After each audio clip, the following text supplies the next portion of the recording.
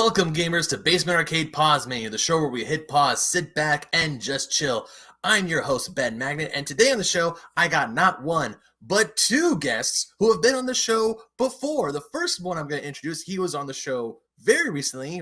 By when this comes out, he was on the show two episodes ago. He is the man with the awesome headdress, the man who we bow because he is a pharaoh. Ladies and gentlemen, Ron the Pharaoh. How's it going, bud? Like I said, I'm doing good, man. Doing good. Like, I still feel like I need to bow. It's like, do we bow? He is a king. He's a king. Like I said, you ain't gotta do all that. Like I said, you know, I'm the Pharaoh here, man. I'm just like you, man. Just like you. Awesome. But Ron, you're not the only gentleman on the show today. Right. For returning again for his third appearance from the Retro Blast podcast, Patrick Brickhouse. Welcome back, dude. You're not sick of me asking you to come on the show? I am not sick of you, man. Thanks for having me back. It is a pleasure as always. Of course. I feel like I should start a frequent podcast program when you guys come on. It's like, come on Basement Arcade Podcast X amount of times, and then on your 10th visit, Ben buys you a video game when you come visit. Oh, I was thinking maybe like a free sub. Like, I'll give you a card and you stamp it. Just make me a sandwich. I'm cool with that. That works. That works too. And it might be easier to send money for a sandwich than they yeah. Cool cheaper too, you know? Well, gentlemen, today's main topic or topic, whatever we're gonna, because you know the show. We rant, we tangent. Those aren't just welcome; they're encouraged. But today, it's a show that I've been wanting to do for quite a long time, pretty much ever since the inception of Basement Arcade Pause Menu, and because this form of video gaming is very near and dear to my heart. Audio listeners, you can't tell, but I'm wearing one of my favorite Game Boy Advance, or not Game Boy, not my Game Boy Advance. It's a Game Boy Color t-shirt. I absolutely love this shirt. Today we are talking about handhelds, Game Boy Color, SEGA Game Gear, Atari Lynx, Tiger Electronics, the Nintendo Switch, and you know what? I'll even throw in mobile games because technically you play those with your hands. You hold those in your hands. So that is a solid point. Today is all about the handhelds. PSP, PlayStation Portable, the PlayStation Vita. I actually have a Vita now. So everything that has to do with handhelds, we are talking about today. Because, gentlemen, aren't handhelds pretty handy? Yes. Oh, they are. Yes. Oh, yeah. BT Dubs, that's going to be the title for the episode. You were waiting to drop that. I thought about that weeks ago. Yeah. And I was waiting, and I am very patient. Hey. It works. Yeah. It's well done. Well played. All right. So I'm going to go around the horn. Pretty much, gentlemen, let's just start with Ron. Ron, what was the first handheld you remember ever having in your entire life? Ooh, I would say a Game Boy Pocket. I was about maybe 7, 8 years old when it came. Well, when I actually first got it, it was a Funko Land nearby my place. About 15 minutes where I originally lived at. I think it was a birthday present. It was my birthday, and I remember getting a green Game Boy Pocket and Mortal Kombat 3 and Super Mario Land, and that was my first ever memory. Yeah, exactly. Yeah, there you go. Yes. That's cool. You still have it too. That's really dope. I got a story about this and another one, and I'll tell later. But yeah, please continue. But yeah, I remember actually getting Mortal Kombat 3 because I was a big Mortal Kombat fighting game fan at the time, and Super Mario Land. I got both of those games, and just playing it I think when you have a Game Boy in your hands, it's like a console, but it's just actually playing it, just in the palm of your hand, especially if you have to go to bed and whatnot. Let's say if 1 o'clock in the morning, you still want a game and whatnot. Your parents go say nothing. You can just play it right there. But the only thing about the Game Boy was the problem. There was the fact of batteries. Now, yes, because with the Game Boy Pocket, it takes two AAA batteries, which was not bad. But compared to AA's, it was a little bit more niche, though. But it did the job. But running out of batteries back in the day was a pain. It definitely was. It was. Yeah. What about you, Patrick? What was the first handheld you ever had? Well, I brought mine as well. So I have my first. Now this is. I think, Ben, you've seen this before, but this is it your CIA? This was my first. Ooh. Right? I know, this is a prized possession, but I had an original Game Boy. This is another complete in box I have. I do have my original Game Boy still in an old travel case. Okay. That the back has fallen off of, and there are duct tape smears on it from where the latch broke. But that was my first. And I got it on Christmas morning one year with Tetris packed in and could not put it down.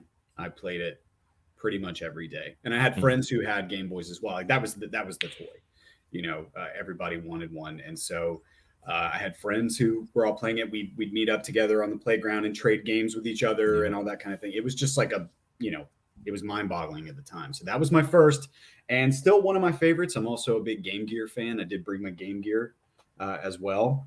That is also taped up on the back because those latches just break. I don't understand how that always happened. But when you mentioned, Ron, the battery problem, the Game Gear, oh boy, used to destroy 6 AA batteries like it was nothing. So, but I love both of those systems. Those are the ones that I remember the most, and I played a lot of Tiger handhelds as well. Yeah, I think I actually differ because I feel with a lot of gamers, their very first one was a Game Boy. Like, yes, the Game Boy was one of my first handhelds, but I think my actual now this isn't my actual original one, but my very first handheld gaming thing ever wasn't a Game Boy, but it was the Tiger LCD electronic games. Yep. Ooh, classic. There were so many of those. They were. I remember going to Toys R Us, and there were just rows upon rows of Tiger games. Just so many to choose from. Jurassic Park, Sonic the Hedgehog, Full House, the Disney Princess, whatever big Disney movie was at the time. Anything they would let them license, they would make the game out of it. And they were very affordable too, because like either that or nothing. Our parents could afford a Game Boy back in the day unless you were actually lucky. So on Tigers were actually the next best thing. Yeah. Honestly, yeah. And I mean, the games were super simple, right? But at the same time, you would, well, at least back then, I had a couple of those, and I would just try my best to master those games, even though I half the time didn't even know what was happening on the screen. Me either. Because I'd play and be like, am I doing this right? Like, it was very difficult to play those games sometimes, but they were kind of cool with all the little, like the branding on them, like the one you just showed with Sonic. They look cool. I don't know. Yeah, they do look cool. They look cool, but they're also just so simple, but they're simple to a point where you also get confused because like the one I just showed, my Sonic the Hedgehog 3 one, I still don't know really how to play that game, even though I still have the manual. I haven't, because I have two. It was a gag gift from my friends last year. I have that Transformers Generation 2 and X-Men Project X, but there's a lot of button combinations on that small little LCD screen, and it's like I was playing it when I first got it. And I was like, man, I remember these just being a lot more simpler, but this is actually a little hard. Yeah, they were kind of difficult, and they moved slowly, but they were kind of a cool novelty, and they're kind of cool now to have as well. There are some that I'd like to go back. Obviously the ones that I had Castlevania. I know I had that, and I had like An American Tail, Fievel Goes West. Oh, I love that movie. I had that. And I had like a couple of others that I can't remember, but I've been wanting to like get on eBay and see if I can find one that's a couple of those that are like working and actually have a couple in the collection. Cause they were fun. Back then that's like what Ron said, they're just, if you wanted a new game for Game Boy, or if you wanted a Game Boy and you couldn't get one, like those were cheap, and you could convince your parents most cases to get one because they didn't spend much. It was so much easier to convince my parents to get me a Tiger game than it was to convince them to get me a Game Boy. Eventually they did get me a Game Boy. Yeah. But the way I got my Game Boy was my brother got his Game Boy Pocket first. He got a see-through, because this is back in the late 90s, transparent case. Exactly. He got a see-through Game Boy Pocket. Now, I don't know why he got his first, because normally when my parents buy stuff like this for the both of us, they buy it at the same time. So that way one won't be left out in the cold, so to speak. My brother got his. And then my mom looks over and sees a ad for a Game Boy Color. Oh. And my mom looks, and after she buys the Game Boy for my brother, I think Donkey Kong Land 2 was the pack-in title at the time. And she looks at me and she asks me, it's like, okay, do you want to wait for the Game Boy Color when that comes? Because I will get you a Game Boy Color, and you'll have that besides your brother, or do you want your Game Boy next week? And me being the impatient idiot I was, I said, nope, I want the Game Boy now.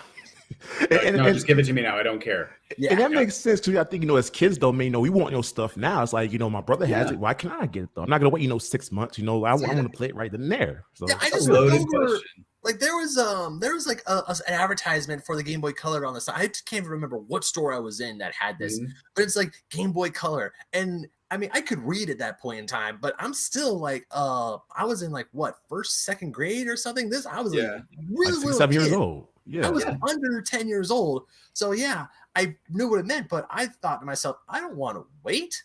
I have to wait so long for my birthday, for Christmas, for all this fun stuff. Yeah. I don't like waiting. Now, as an adult, I say, like, if a company comes up and says, hey, we have to delay a game for like a few extra time, I'm like, that's fine. Yeah, it's a little easier now. Yeah, and I think what it is also though is like, as an adult, we could just buy a Game Boy whatever we want. If your budget's right. But as kids though, man, only thing we have is birthdays or Christmas. Yep. That was it. Exactly right. Yep. It's either birthday, Christmas, or by some miracle you get a really good score in your report cards. And your parents exactly. Oh man, it's like, okay, yeah, you got like A's and B's, you got no C's. We're gonna get you something nice for the summer. You did good at first. You did good in school this year. See, there was that, and then there was I remember one of the games that I wanted more than anything, and it's still one of my favorite games on Game Boy, was Super Mario Land 2. Classic game. Yeah. And it had just come out, and they had those ads on TV. It was the first appearance of Wario. Oh, yeah. I don't know if you guys do you guys remember the commercial? It was Wario, like, and he was like animated, and he's got like a weird hypnotizing thing behind him, and he's like spit in his mouth. Very naughty. And it was the first time I'd ever seen Wario, and I was captivated by it. And I was like, "What is this? This is really cool." And they showed the gameplay, and I wanted that game so bad. It was like, probably spring or something like that. There were no birthdays coming up, nothing like that. So I saved up every single penny I could. I would, obviously I did all my chores, and I would go around the neighborhood and ask to like mow people's lawns, things like that. And I saved my money, and then eventually had enough and went and got that game. That was a good feeling. Yo, that was dope. That's dope. That's what you did. I mean, like, then you'd have to find ways to just make money because, there weren't many other ways to do it when you're a kid. It's like, I can mow lawns, I can rake leaves. That's about it. I remember when I was in high school, because both my dad and I got stupid lucky once again. My dad and I, we both had Harleys. I got my Harley when I was 16 years old. Wow. Once again, stupid lucky. Dang, man. Every time my friends ask me how I got my motorcycle when I was 16, I said, because I do good in school and my dad loves me very much. I better say, 16? Yeah, because he had one. Cool. He had a Harley too, because he had a Harley when I was in middle school, and I thought it was just like the coolest thing. And it was a part of my drive to get my driver's license so I could get a motorcycle. And so my dad and I can go on motorcycle rides. But whenever I needed, like, when I was like short on cash, I needed money, I would offer my dad to wash his bike for $20. Hey, that's a hustle. And he would do it. And he was also, he's now a retired peace officer from the state of California. Okay. And when he would go to the range, he would have to clean his firearms, and that would just stink up the whole house. But he hated doing it. He absolutely despised it. So one day I go up to him and was like, "Hey, Dad, I'll clean this for you for $5 a gun." And he's like, "Done." Ben, you were a much better hustler than I was. Same here. Because when I would go to my dad, my dad, he would. This is taking me back, but like whenever I would want a game or or something like that, and I had to do my chores, my dad was like raised military. My grandfather was a soldier, and like it was like super. That's how it was. My dad was kind of like that too. And he had a big chart in my room. He had a chart in my room that was like white. It was like one of those dry erase boards, but it was like laminated on a schedule. And if I did all of my chores, all of them, the deal was that I would get $5 once a week, and I would have to save that. And that was like doing. God, he made me do. We're talking like hardcore chores. Oh yeah. And I'm like, man, $20 for washing a car. That sounds like a dream. Yeah, especially as a kid, That's pretty great. Honestly, like you had it down. Yeah. Well, funny enough, my father is also former military as well. And also Veterans Day just happened. Ron, thank you for your service. Happy belated Veterans Day. Yes, sir. Because I didn't know you used to serve, and now I do. So thank you. Yeah, because when I would clean my dad's weapons, he would like inspect them army style, whereas he would take a cloth, and if you snap down any smidge of dirt, I have to do the whole thing over again. Yeah. But those. I mean, he loved me when I did it. He was just happy he didn't have to do it. He didn't have to do it. Yeah.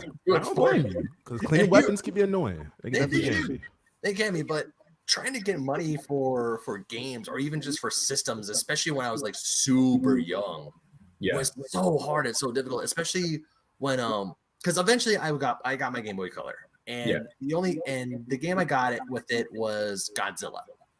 I still have it to this day. I'm a huge Godzilla nerd, and when I saw there was a Godzilla game at Best Buy, I had to have it, and I played it, and I couldn't get past level 2. Is that the Godzilla game where he's like kind of a little chibi Godzilla? Yeah, it's a little it is, chibi Godzilla. He's like and little all cute the Godzilla. monsters are coming after you, and you don't get your atomic breath. You don't get anything. You just punch stuff. It's a puzzle platformer. Yeah. And you punch stuff. Godzilla fights monsters by punching, not by breathing on them or doing all the cool stuff that we know Godzilla to do. And what's also cool when the Game Boy Color came out, if you kept your old Game Boy games, backwards compatibility. So it just worked. I think one of my friends who got a Game Boy Color first, and because I remember them talking about, they were playing Pokemon on a Game Boy Color, and they're like, wait, you can play Game Boy Color games you can play Game Boy games on a Game Boy Color, and they're like, yeah. It just brings like a little more color to them. And when we figured that out, because when we saw the Game Boy Color, we thought, those are only Game Boy Color games can play on that. Because eventually they did. Nintendo came out with Game Boy Color games that can only be played on a Game Boy Color. The transparent ones. Yep. Yeah, the transparent ones with like the little hump on them. I think I have like Mario Tennis in my Mario Tennis in my drawer. But we didn't know that when I was in 1998. Yep. So I was like, wait. You can do that? So, of course, when we found that out, we begged our parents for a Game Boy Color, and my mom actually played the cards like, I asked you. You said no. Yeah. I remember when the one of the things that I loved around the time when the Game Boy was so popular, I think it was maybe right before the Game Boy Pocket came out or something, was the Super Game Boy. When you would put that cartridge in your Super Nintendo, and then you could play your Game Boy games. And I remember renting a Super Game Boy from Blockbuster to use it. And I was like, you mean I can play these games in color? Of course, it wasn't like full color. It was like you could pick different templates that were like maybe more yellow or red or something like that. But that was super cool. And I loved being able to play my handheld games on a big screen because, again, on the old Game Boy, which is what I had, you had to have like full light all the time. Yep. Or, sitting under a lamp. Or you didn't play unless you had like a worm light or something like that you could use at night. So it was nice to be able to just sit and actually play them on a big screen. It was a tiny TV, but it was much better than just the handheld stuff. Ben, do you mind if I get my Super Game Boy? I actually have one. Yeah, I've got one too. Let's grab it. I'm actually kind of envious because I never owned like an actual. Funny. I never owned a Super Nintendo growing up, so I never really knew. Should have put like a display out. There you go. Let's rock them out there, Ron. Yeah, let's get it. Nice. Very good. What you got in there? It's the EverDrive. It's a flash card. Oh, cool. Okay. Yeah, I have one of these. Because what's funny? Because I never actually owned a Super Game Boy growing up. I didn't get one until about last year because one of my fellow streamers gave this to me. It was a gift. So yeah. Super cool to have. Yeah, and this thing's still very affordable. Like what, $20 give or take? Yeah, they're not expensive. They made a ton of them, and they were cheap to produce back then. The only Game Boy player I know today that's still stupid expensive is the Game Boy player for the Nintendo GameCube. Yeah, and I think, that thing, because you need the base thing and the disc. But what I love about that is that it's not just beholden to Game Boy Advance games. It's what I love about the Game Boy. Actually, this brings me into my next question. What's all your guys' favorite handhelds? Because my favorite handheld has to be the Game Boy Advance. Ooh, especially my Game Boy Advance SP. This is a 101 model that's reshelled. I love showing this thing off. It's shaped. Those are great. Super Famicom design. Yeah, it's Super Famicom design. And to me, this is like the best handheld ever made because not only does it have an amazing library of GBA games, like you got Golden Sun, you have the remakes of Super Mario World, Super Mario 2. You got Legend of Zelda Minish Cap. A great Final Fantasy Tactics was on this thing. So many great RPGs and games on the Game Boy Advance. Yeah. But the thing is, every other Game Boy game ever made works on that one device. And that's a vast library. So it tripled it. Like the second the Game Boy Advance came out, the library was tripled. Right. It's like, hey, all these games you can play on this one system. You can play you can play Pokemon, you can play Game Boy Color games. Doesn't matter, it works. Yep. It's a solid choice. Yeah. And to me, it's my absolute favorite. Don't get me wrong. There are other handhelds that I absolutely love that we'll get to talking to, but to me, the GBA is the best, bar none. It is. You just get so much bang for your buck with the GBA, and especially nowadays, with the original design, even on the mod it, you can get an IPS screen, mod it that way. Bam, it's the backlight. That's right. Yeah. There's a lot of sellers. I actually not long ago, I never had a Game Boy Advance. Those came out when I got into college. The first year I was in college, I think, is when those came out, and I spent my money on GameCube stuff because I got into GameCube, and that's what I was into. And actually, I was at that age too. I think after Game Boy and Game Gear and all that, I kind of just fell off handhelds for a while because I was more, I was like wanting to play adult games and like more graphic intensive games, and Xbox was out and PS2 and all that. So I took a step back on a lot of that for a while until later. So I missed a lot of the GBA stuff until later. But I got onto Etsy and I was looking at a lot of sellers on there are selling GBAs, not only the original model and the model that you have right there with new screens, right? New brighter screens and that are not super expensive. And I'm probably thinking I'm going to get one because being able to play all of my old games, with a bright screen that I don't have to sit under a light with, like the first GBA. And that's another thing that kind of turned me off the first GBA, was the dim screen and an original one. It's kind of hard to see on those, but the backlit screen is fantastic. But I may have to do that because there's so many games that I missed on GBA that I've seen afterwards. And I was like, I really want to go back and play those, namely like the Castlevania games that are on there that I have never had a chance to play. But if I had to choose a favorite, I mean, it would be a pretty hard tie between the original Game Boy and Game Gear for me. No, those are respectable. The original Game Boy, when that first came out, I forgot who I was watching. I think it was the Scott the Woz or maybe the Completionist. They were doing an episode on the Game Boy, and they showed a newspaper clipping on how, like, I want to say it was like from the Chicago Tribune when they reviewed the Game Boy, and they were trashing the Game Boy, saying, "Really, this was back in 1989." The newspaper article was trashing it. Scott the Woz, the YouTuber wasn't mad about it, but because back in '89, you have the Game Gear and you have the Lynx, both of which full color screens and backlit screens, and the Game Boy was just this brick with this monochrome puke green color palette to it, with no backlight, with nothing. And they were saying there's no way in hell this system is going to survive compared to the Game Boy and the Lynx. Oh, and how wrong they were. And how wrong they were, exactly. And look, here's even more wild thing about it as well. The Turbo Express came out. Was a portable T16. Crushed that. And a Sega Nomad. Crushed that. Yeah, like the Nomad was so cool. I wanted a Nomad so bad. They were so cool. The fact that you could play an actual home console game, a cartridge on a handheld, was pretty wild. Sega had some. Sega. I'm a Sega fan for sure. Like, especially in more recent years, I've come to appreciate Sega so much more for what they did, and how they tried so hard to like get the edge on Nintendo, which they did eventually for a couple of years. They had the market share. The Nomad was something like, are you kidding me? Like, you can play your Sega Genesis games in the car. Like that's insane. That's way ahead of anything Nintendo was doing at the time. Oh yeah. So unfortunately, Nintendo still had that grip. The Game Boy was just so popular. The Game Gear did okay, but it never surpassed Game Boy sales.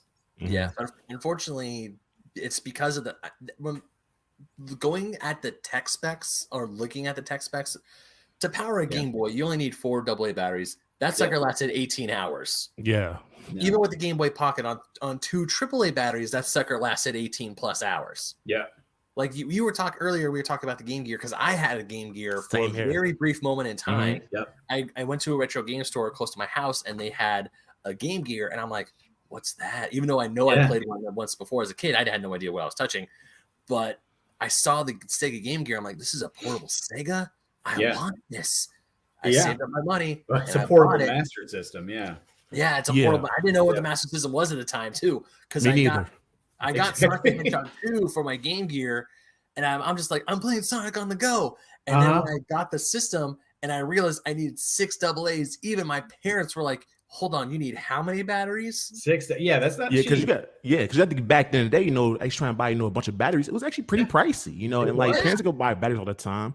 I mean, you can get, AC adapter, but like even then, that was even more expensive. So I did end up saving up and getting an AC adapter for the Game Gear, and I would have to. It kind of defeated the portable purpose because I would have to sit against the wall. Right, you're restricted. I'm sitting there playing like against the wall with my Game Gear, and if I wanted to be portable, I got maybe, and this is realistic because I remember taking this my Game Gear in the car on long trips. We had my grandmother lived very far away. We only went maybe once or twice a year, and I would take my Game Gear with me and play Sonic 2, or NBA Jam or Mortal Kombat. That's what I had. So I would get maybe, and I'm not exaggerating, and maybe my dad just bought the cheapest batteries he could.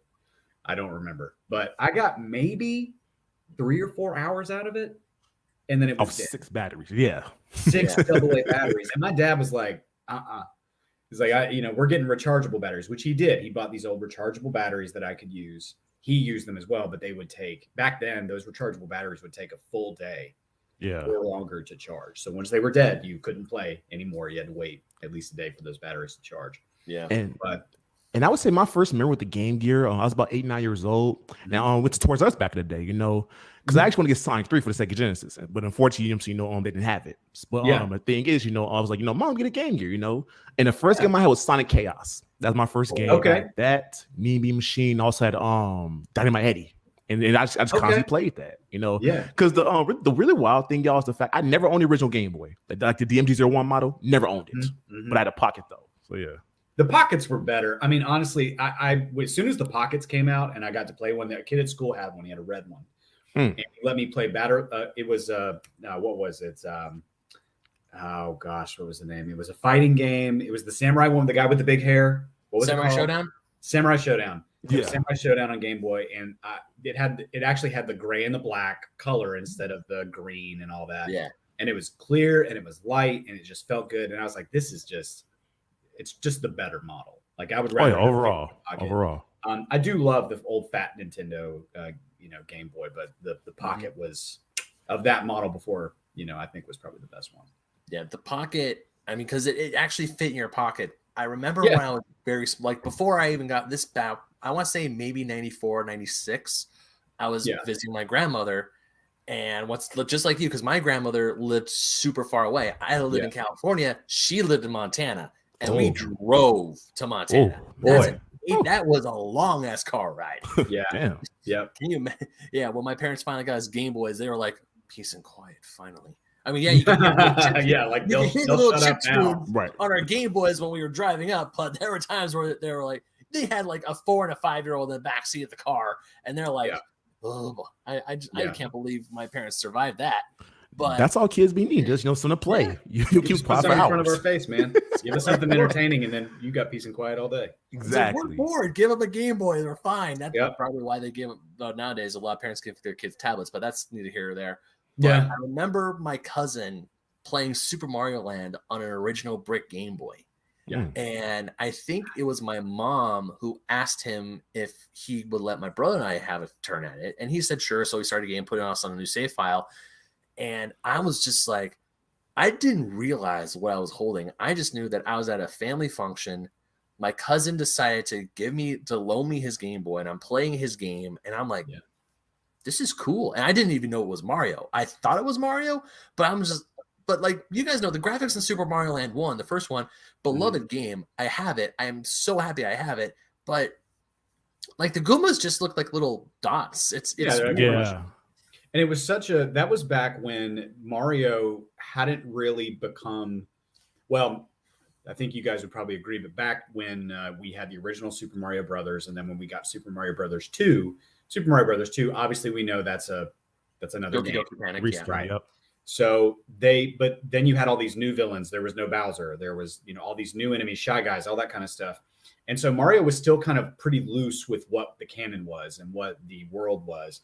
And Super Mario Land is just all like Egyptian setting. It's all like, the Pharaoh, like Ron, this is a topical conversation, buddy. But yeah, like I remember going like, okay, so the main boss is now a little alien in a spaceship. That was the main boss of the game, was an alien.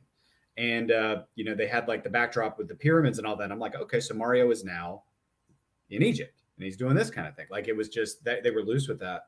And then now we're on brand and we've got Mario games are all usually kind of in the same mold, right? There's more always or less, Bowser and Peach and all that. Same, it was kind of cool. That game also introduced Luigi's girlfriend, Princess Daisy. Yep. Daisy, yeah. It was from Super Mario Land where Daisy got introduced, and then Super Mario Land 2, you get Wario, and then Super Mario Land 3 was actually Wario Land. Yeah. There's no Mario in Super Mario Land 3. It's only Wario. Yeah. Super Mario Land 2 was one of my favorites. It still is. That's such a good Game Boy game. It is, yes. Yeah. A friend of mine called me up one day and she asked me if I was interested because she knows I like collecting retro games. I'm also collecting a lot of handheld stuff right now. Yeah. And she's like, hey, I got a bunch of Game Boy games that I don't want anymore. Do you want them? I'm like, what do you have? And she shows me Samus, Metroid 2, Return of Samus, which is right there. Tetris, Super Mario Land 1 and 2, Kirby's Adventure, Pokemon Yellow. So many games that I wanted again. I had Pokemon Yellow when it first came out as a kid. I loved it, but I lost it. It fell out of my luggage coming home from the airport. Oh, yeah. Oh, man. Yeah. That's it vanished. It was like, now it's there, now it's not. And I was so mad because I actually got to the point in the game where I got Charmander. Oh my god! I was like, my team is coming together. I was able to beat Brock. I'm on my way. I can do this. Yeah. Where's Pokemon Yellow? Whoops. Gone. Yeah. Gone. And what's also cool, we know with ROM hacks nowadays with Mario Land 1 and 2, you can play them in full color. They call Mario Land DX, and that's so dope. Super weird too. Like it's when you're so used to playing games that are like that were built that way, right? For the old Game Boys with just the black and white or black and green. It was weird even playing them on the Game Boy Color because Game Boy Color doesn't obviously doesn't make them full color, but it does kind of like what the Super Game Boy did and just gives them a little bit more, which is nice. It's accents. It's like accents. Yeah, it's like you said, it's not full on, full blown, shiny, but it's like, hey, here's a little something. Like if you put in Pokemon Red, the game has a bit of a red hue to it. Yeah. And if you put in Pokemon Blue, it has a bit of a blue hue to it. Yeah. So it's still in theme, but it's not like brazen. And I still think that's totally fine. Absolutely. Yeah. It's just for me, when I first, experienced them that way, I was like, this just looks a little weird to me because I was so used to just looking at the puke green screen all the time. All the black and gray one, And we had, I'm telling you, I had my Game Boy looked like a Frankenstein's monster at one point because I had one of those attachments. It slid on the top. You would slide it up on the top of the Game Boy. It was like a big bulky battery pack. So it was a battery pack. What's that?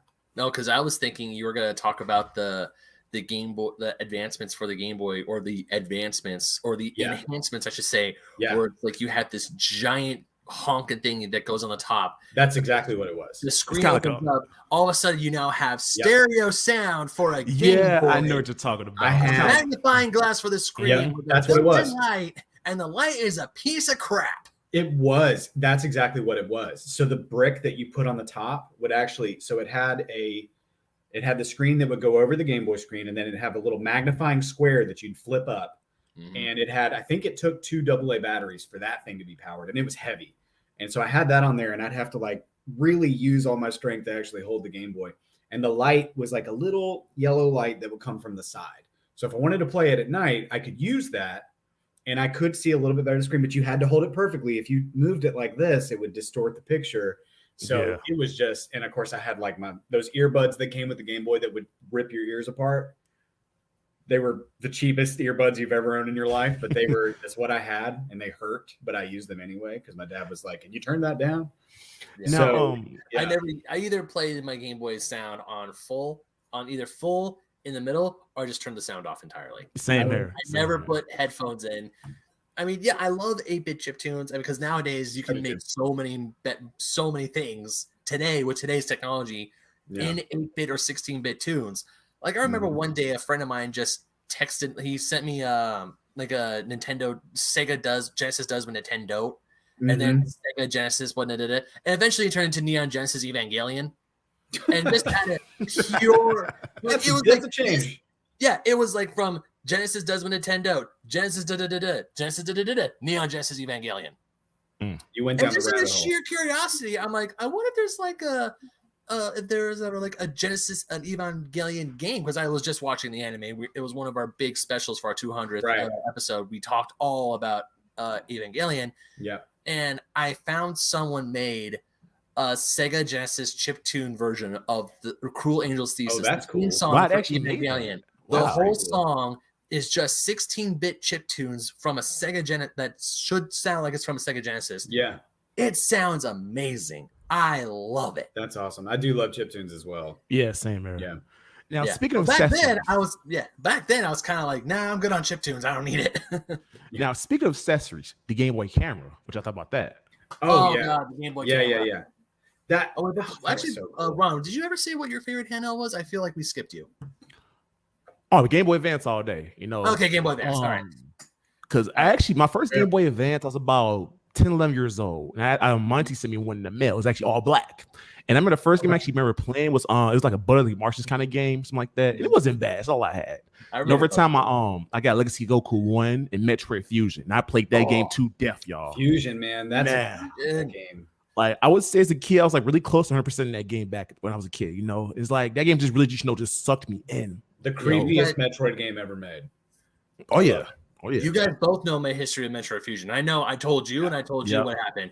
Fantastic. And I definitely told you now because we talked about this on our episode. Yeah, we did. That Fusion is my favorite Metroid game of all time. Don't get me wrong. Dread is now really up there, but Fusion, man. Fusion's good, man. Fusion is a dark turn for Metroid. I loved it. I mean, even then when I played Super Metroid for the first time, when I turned the game on and started watching the opening title screen, I was like, are those bodies on the title? Those are dead bodies. Oh, yeah. On the title screen of a Nintendo game. Right. Yeah. And Metroid's one of the darker franchises, too. Yeah. Yep. And even then, even in Metroid Fusion, that's a dead body. They're zombies. Yep. Okay. But yeah, I just want to make sure that Ron told us what his favorite console is. Game Boy camera. Holy crap, that was a cool thing. And it was. I never owned it. Printer. Yeah, there's a printer with it too. Yep. You could print out pictures of your face.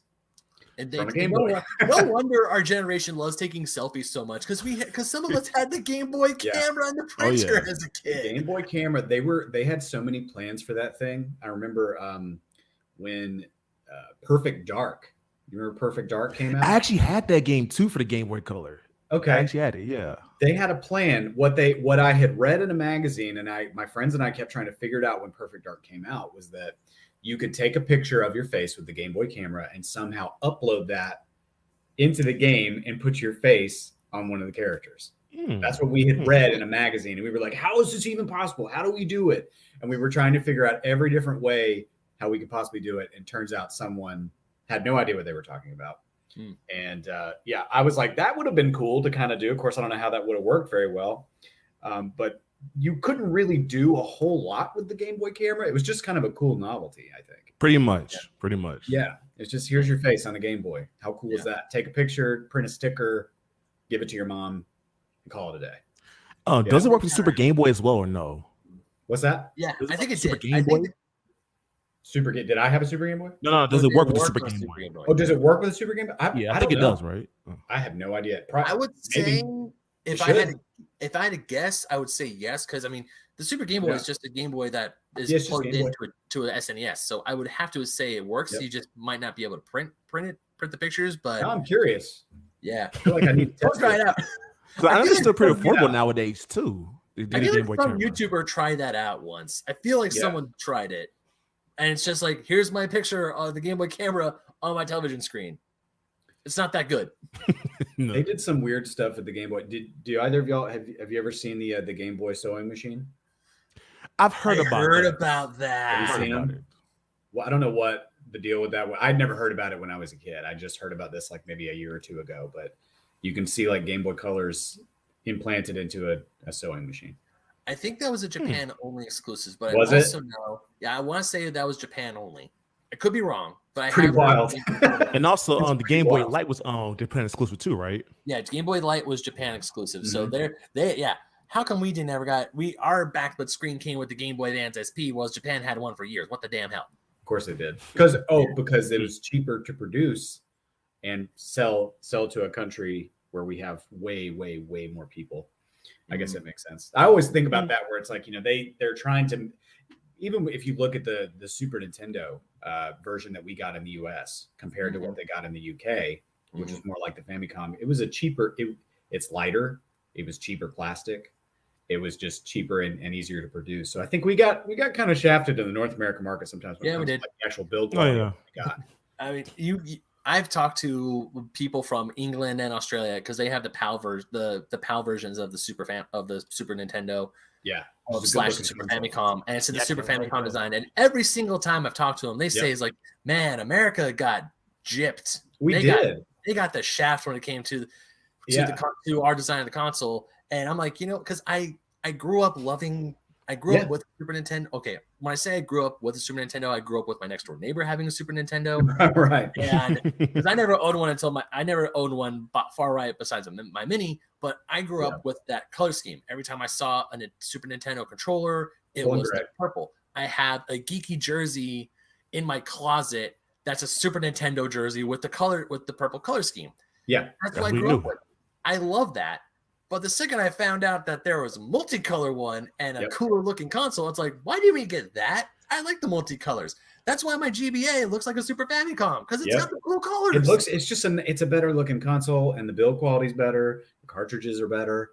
I still love the one that we got. Obviously, I grew up with it, and I love it. And I think what it is as well, because with the American Super Nintendo, the X and Y boards are concave; they're not convex. So that's actually a definite edge too. That's right. That is very true. And then the logos on a lot of games, you can still see that old logo that had the colors that were on the Famicom pad, but they used it in the American marketing. So I never understood that. I was like, what is this logo supposed to represent? And it was supposed to represent those 4 buttons as the colors. F-Zero is a prime example of that, because the main 4 cars F-Zero had the 4 colors of Super Famicom. That's right. So, yeah. So one thing I will push back, I know we're still talking about handhelds, but one thing I want to push back a little bit on are the cartridges. So like, here's a Super Famicom cartridge. Yeah. Thanks to my roommate. But one thing I like about the American carts a little bit more is that you can read what the game title is from the top. That's fair. That's fair. Yeah. I will concede that. I actually have to label every single one of my N64 games. I have a pack of stickers labels that I bought on eBay, and I've done that because I prefer end labels, obviously. Yeah, me too. Same. Yeah, that was a weird choice too. But you're right. Don't get me wrong. These Super Famicoms, they're nice cartridges. PAL cartridges are gorgeous. Yeah. But once again, I grew up with an original, I grew up with these style of carts, the American SNES carts. Oh yeah. So to me, this is just nostalgia. It is. It is nostalgia, but do not get me wrong. Whenever I saw a Super Famicom or PAL carts, I'm like, hey, cool, PAL carts. Yeah. But one thing I will say that we have is because the top label, we can read what the game is. That's because right now, like, these are my roommate's games. These are not mine. They're stashed in my drawer, but I can at least read what the SNES games are. But I can't. I'll have to actually pull the thing. I was like, where did I put that one game? Because I alphabetized them all.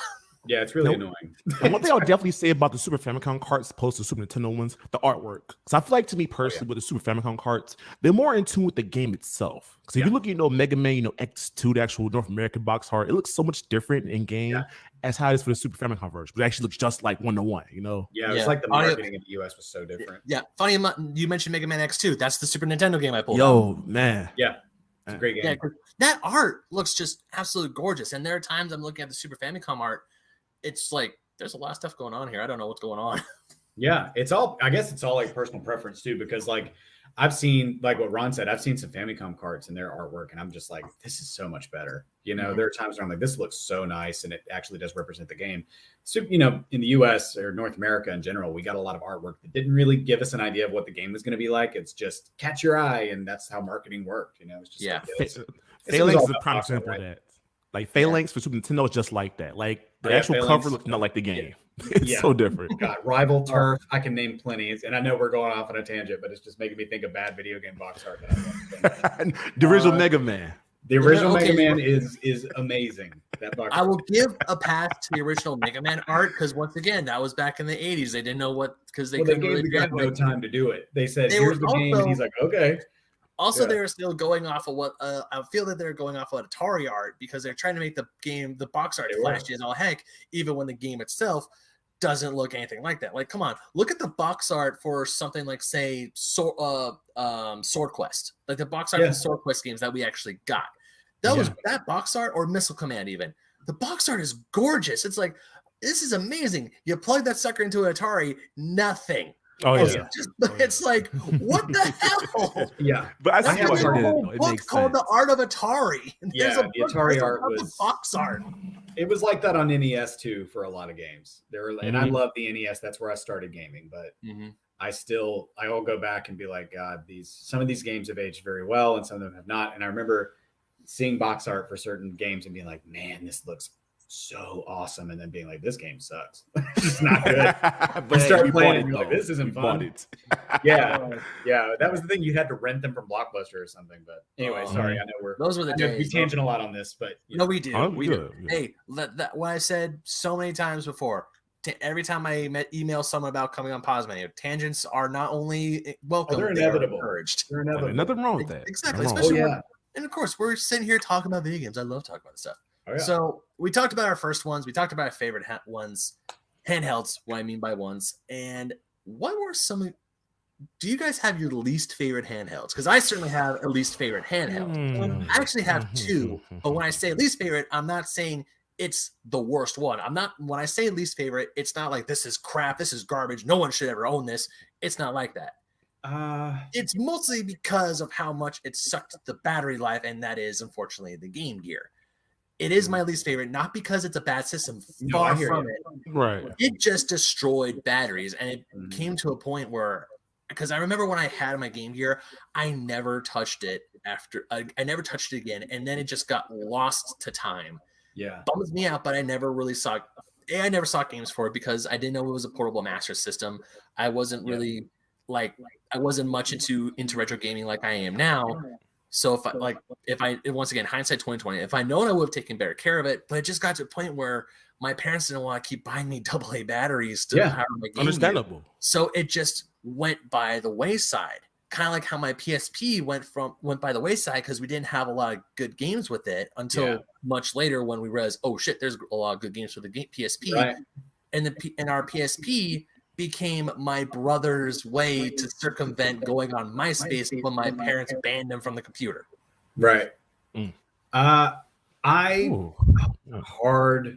a hard question for me because it is. If I have to think of least favorite, obviously there's some that kind of don't necessarily fall into the category that I'm trying to kind of think, I remember, okay, there was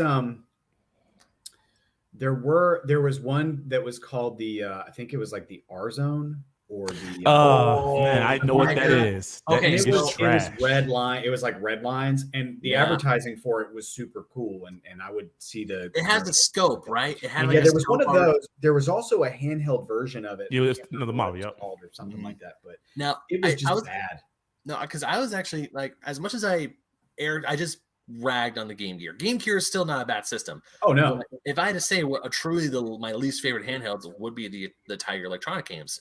Yeah, because I mean, they're not because they're simple. Then look at the early Game & Watch games. The Game & Watch games were something you're on a train. They were made for businessmen who were on a train going to work and they just wanted to kill 20 minutes. Yeah, exactly. Like, hey, let's see how long it could go. Whereas the Tiger games, they try to put full-fledged games in and turn them into arcade style games, but they aren't that good, and they were made for cheap. Because speaking of Tiger, I think one of the dumbest designs besides the R Zone were the wrist games. Who remembers those? Oh yeah, that was the stupidest design. That was not. They were. That was a game on your watch. That was so gimmicky because there were kids that had those, and they would be like, "Yeah, look, I've got this game on my watch," and I'm like, "You can't really play these games. The buttons are tiny. You can't really." They were the worst. It was just to show hey, look, I got a game on my. It's a novelty. Yeah, that's all it is. It's like when you see those tiniest arcade cabinets at the store. I mean, would I buy one? Hell yeah, I buy one. They're cute little desk toys. But I'm not going to buy a Galaga tiniest arcade to solely play Galaga on it. It's there because it's a mini arcade cabinet. And for shits and giggles, you can play a few rounds of Galaga on there. You guys know what it's all about, though. It's all about meeting your friends on the playground and showing them your cool stuff. And it was always hey, check it out. I can play Sonic on my watch. Can you? And I'm like, no, I have a Casio. I can't do that. Yeah. But that was what people wanted to do, is show off their cool little gadgets. I do remember one handheld that we didn't talk about that I'm not sure if you guys ever played one, but I do want to bring it up before I forget. When I was in high school, a guy that I had a class with who was always at the front. He always bought the new stuff that came out. He was one of the first people to get a Dreamcast when it launched. And he was like, one of those guys. And he had a Neo Geo Pocket. Oh, yo, that is so underrated. I would love to. No one ever talks about them. And that's so underrated. It's so cool. And you know what game I played on it? Metal Slug. I never even seen one live. I've never seen Neo Geo Pocket Color. I never seen Neo Geo Pocket or a Pocket Color IRL. It was a color. It was a Neo Geo Pocket Color. It was. Yeah, it was both. And he had Metal Slug on it, and he was like, "Hey, do you want to play it?" And he handed it over to me, and I was in 10th grade, I think. And I was just sitting there, and we had a break. It was like a free moment, and our teacher did not care at that point. Like, he was just that kind of guy. And I was playing. I was like, "This is unbelievable!" Like it felt like PS1 almost kind of like. I mean, it's Metal Slug, so it's not 3D or whatever, but just smooth gameplay, felt really good. And I was like, this is really cool. And I wanted one, but no one ever talks about them. And I know they didn't have a huge library, but they were really impressive little consoles. Yeah, especially for like mainstay SNK style games like Samurai Showdown, King of Fighters, and stuff like that. It's a really good console. It is. I'd like to have one. Ben, there's one game I want you to check out for the Neo Geo Pocket Color, Sonic Pocket Adventure. That game is so good. Check it out, please. Oh, they had that on the Neo Geo Pocket? Yep, it's called Sonic Pocket Adventure. Okay, cool. I've heard about Sonic Pocket Adventure. Well, because also I did pretty much 90% of my Christmas shopping yesterday. And at one of the places I went to, they had their sell because SNK put out a collection of Neo Geo Pocket Color games for the Switch. Yep. I haven't gotten it yet. Okay. But for someone like me who's never even seen a Neo Geo Pocket Color and only knows it through looking at books and talking to guys like you, I want to play it so bad. Yeah, you should totally. If you can get your hands on one, like an actual one, if you're ever interested in actually owning one, and you come across one, you should grab it because they're really unique. And there's not, everybody has a Game Boy or Game Boy Pocket. Mm-hmm. Not a lot of people have a Neo Geo or anything like that. They were solid consoles, I think. No, Neo Geo is definitely one of those consoles that it should have had a bigger impact on the market share outside Nintendo and Sega. Yeah. But unfortunately, the Neo Geo, the at-home system itself is just so stupid expensive. Yeah. Oh yeah, man. Yes. Yeah. Had it. Oh yeah, those cartridges were gigantic.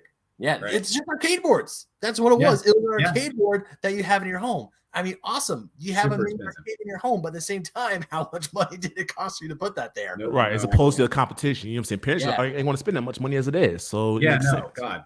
Do you want to spend over? Didn't have that kind of stuff back then. Yeah, I think I remember when I talked to, because I did like a little thing for SNK.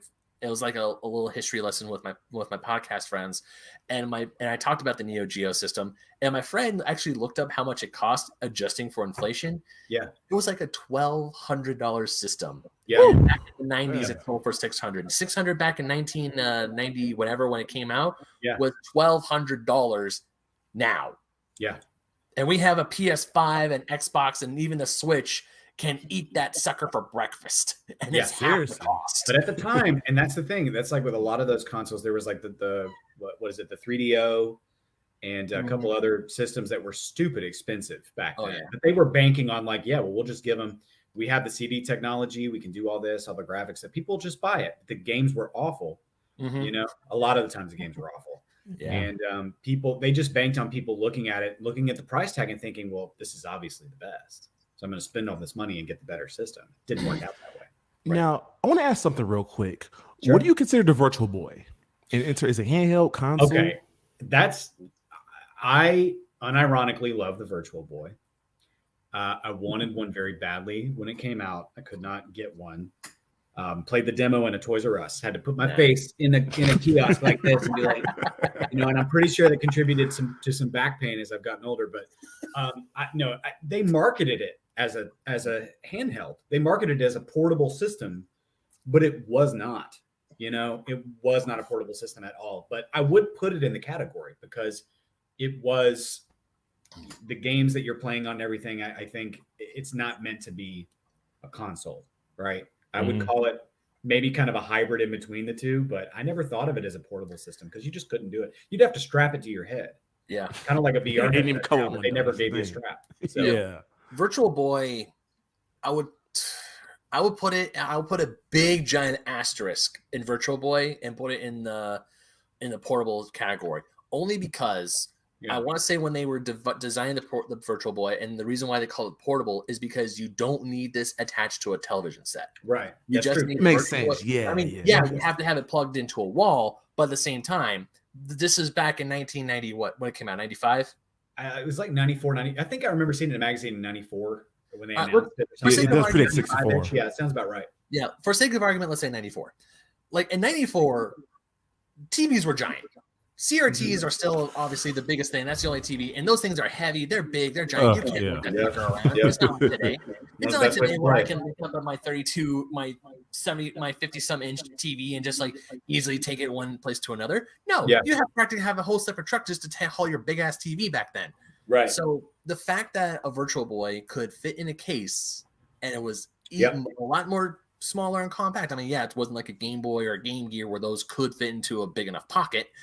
That thing was still easier to walk around. So I would say, yes, it's portable, but with a giant asterisk next to it.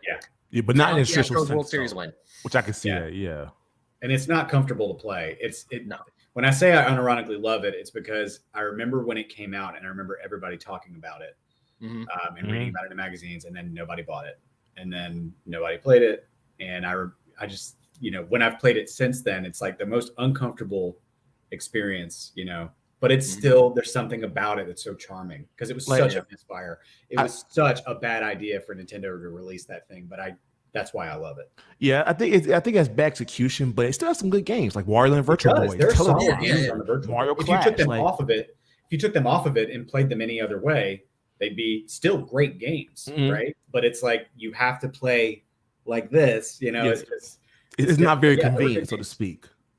That's right. The game, there were some really, it's kind of sad because there are solid games on there that never got anywhere else after that. Right. So they're stuck there. So when the 3DS was announced and it said glassesless 3D, like you don't need 3D glasses to experience 3D. I feel like Nintendo missed a huge opportunity to bring back or even to remaster the Virtual Boy games.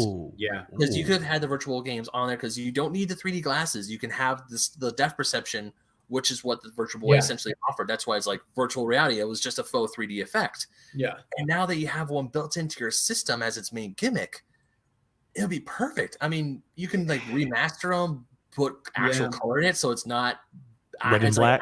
Eye red. Yeah. And I feel like Nintendo, because Nintendo with the Virtual Boy, that's their biggest console. They feel shame. They feel shame for it. Yeah, they feel shame for it. Whereas now, I feel like they could have. I mean, now unfortunately the 3DS is discontinued. They're not. I mean, the only way it's being supported is through the eShop. Thank God. But essentially, they just try to sweep the Virtual Boy under the rug. The only time they'll bring it up is in memes. Like I remember when Nintendo announced the World Championships again for E3 2012. Then President of America, Nintendo America, Reggie Fils-Aimé, was playing a Virtual Boy as his part of his training montage. Yeah. All right. That actually, and I think he had one in his office too. Like he had one sitting up because, you lean into it. Yeah, you messed up. They've made a few mistakes, and they've released consoles that even I still like, but they just messed up. We can go all day about the Wii U. I love the Wii U. I think it's a great console, but they screwed that up big time. They did. Right? They just did. Yeah. And then the Virtual Boy was worse though, because the Virtual Boy, if you look at it like in a bubble, if you go back and look at it and look at the sales figures and just nobody was buying them. Nobody was like, this looks like something I want to get for my kid, or that anybody would want. It just wasn't. And so it was a colossal failure. And Nintendo has always been that kind of company where they're like, well, we don't want to bring up our failures. We don't want to talk about it. No, you got the Nintendo's impact on the console market. Oh, yeah. Yeah, lean into it. Go like, we kind of screwed up with the Virtual Boy. You know what we're going to do? We're going to release every single game ever released for it because there's like 30 on Virtual Console. Have a great time. Exactly as they were. I would buy that. Same here. Especially Wario it again. I'll definitely buy it. Oh yeah. Actually, I think Boxer. I want to say, Patrick, that I think there were less games on Virtual Boy. I think there was like 12 in total in the entire library. There were more than 12. There were more than 12. I could be wrong. I could be off as far as like the exact number, but I think it's close to 30. But that was a total library. Yeah, which means there were no others, and there might be a little more, a little less, but there were more than 12. But or I could be wrong. I mean, I you know what? It might you might be right on the 30. It might be worldwide because we might have gotten less here in North America, whereas Japan got more because that happens sometimes. Yeah, that does. Like I remember because even when Nintendo Switch, when the N64 came out here, like when it was released for the Nintendo Switch Online service, they put up a localized Japan only exclusive Nintendo 64 game that we never got. And that was Sin and Punishment, right? Yes, Sin and Punishment. Sin and Punishment, yeah. Yeah, because there's a lot of times where Nintendo's like, we're not going to release this in America. And then all of a sudden it's like, us Americans are like, what the hell, man? That looks awesome. Wow. Oh, yeah, it is. Sin and Punishment is amazing. Yes. That game is so good. By Treasure, such a good game. Yeah. What you got, Patrick? I just found some interesting information. So in the US, there were 22 total. And so I was wrong, but it was, 22. Of these, 8 titles were exclusive to Japan and 3 to North America. North America and other territories saw 14 releases, and Japan, Hong Kong, and other territories had 19. So we're talking, let's just say around about 20 games were ever released. Yeah. That's insane. That's insane. Nuts. Which means they abandoned it pretty quickly, and they did. The thing is, they're so expensive now. A local game store got one in, perfect, complete in box, and I think the tag's on it like $800. Yeah, it's very pricey nowadays. Want it now, collectors want it now. I want it. I'd love to have one on my shelf. I mean, it's not one I absolutely am dying to have. It's one of those things if I find it at a garage sale, because I remember someone posting something. It could have been Twitter, it could have been whatever, somewhere, one social media website, where this guy went to like a church charity site or a charity thing, and he was looking at games, and I guess the pastor was talking to him. And he's like, "Oh, hey, I actually have this really old game system in the back. I'll sell it to you for $10 if you want it." Comes out with a CIB Virtual Boy. Wow, that's amazing. I would have bought that in a second. Yes, for $10. For $10, absolutely. Now this is post I saw it probably years ago, but once again, I looked at it, I was like, that is a Virtual Boy for $10. That is a steal. Because I'm glad you bring it up, because on one of my virtual stores, I think it was like around last year, it was a sale, Virtual Boy for $350. It's not there anymore, but they had it at one point in time. Mm-hmm. That's where I would. Oh gosh, it'd be hard to turn that down now. Yeah. For one, because the prices are just so insane. But seriously, I don't know. I would totally buy those games though if they released a pack and said, "Here's all the North American released Virtual Boy games. You can buy them for $20, or $30." I would do it. I'd do it. I still think Nintendo had a missed opportunity with re-releasing the Virtual Boy games on the 3DS, because that would have been perfect. Oh yeah, it would have been nice. Oh, man. But instead they decided like, hey, let's release other NES games that are you can play it 5 different ways to Sunday already. Yeah. What game you I love you, Excite Bike, but yeah. Right. That's very common. You can play it anywhere nowadays, Yeah. Same with Super Mario Brothers. When I got my Game & Watch, I put on my Instagram stories like I could play with my Game & Watch. I could play the original Super Mario Bros. 8 different ways. Yep. In my household alone. Almost as many as Resident Evil 4. Yeah, exactly. Oh man. Almost. Or Skyrim. Yeah. It's getting close. That's a different tangent already. So out of curiosity, what was the one handheld that when you played it you held in your hands for the first time, absolutely blew you away? You were like, holy crap. This is because I have one. Because I have a story real quick. I would say for me. Oh yeah, go for it. I would say for me the DS, because here's the thing, because I didn't own a DS until a little bit later on in my life. I was a PSP guy, so I really didn't appreciate DS like that. I actually got a DS around like 2016, 2017, like much later on, and just playing, the DS, I see what made it so popular. One, dual screens, better battery support in so many freaking games, like, Heart Gold, Soul Silver, Mario Party DS, New Super Mario Brothers. The DS had so many different games. Yeah. And this is during the time, where I stopped playing like handhelds for like a long time. But I just want to see what's popular about the DS. Played it, I actually got it one time, and it really, shocked me. Also, online support. Now, at that time, being online wasn't really, banging there, but like just actually looking it up and just seeing online gameplay with the DS, like I would say it's one of the, besides the GBA, the DS is definitely a close second. Like I see what makes the DS so popular. What's funny is that the DS, when it was announced and when all of the magazines were reporting on it, all of them were saying the same thing: the PSP is going to dominate Nintendo this time. They were all saying the no. PSP was going to dominate. And while the PSP is an awesome console, I think the PSP is a great handheld. In a way, it had some flaws, but it was really cool. But the DS, they were all like skeptical, like this is just not the way Nintendo should be going, and this dual screen gimmicky, blah blah blah, stylus, nobody cares. And then all of a sudden, it's like everybody has a DS, very few people have a PSP. So Two words. It's just always how it goes. They always just downplay Nintendo doing their weird thing, you know. 2 words. It takes off When it comes to the DS, brain age. Oh yeah, I remember. I've heard about that. My mother Brain age. bought the game, and she asked to play it on my DS. My rest her soul, my great aunt bought a DS. She even bought Mario too, just for the hell of it. But she bought a DS to play Brain Age. My other aunt also had a DS just to play Brain Age. Did they have Nintendogs or Cats? I think one of them was thinking about Those are big too. I want to say it's been a very long time, and unfortunately she's not with us anymore, so I can ask her. But I remember her saying last time when I visited her, when she was still playing her DS, she was like, "Yeah, I'm looking forward. I heard about this thing called Nintendogs. That sounds fun." Yeah, those were pretty popular. And I'm just sitting there going, "Oh my god, my great aunt has a DS and she's playing video games." Yeah, and she was in her 70s at the time. And that's what makes the DS so popular too. You know, like just so many, not just like the mainline titles and whatnot, but just like so many unique games as well. It was a game for everyone, just like the Wii for the DS. It reached so many different audiences as well. You know. Yeah. Patrick, what handheld blew you away, bud? I still got to be the original Game Boy. Okay.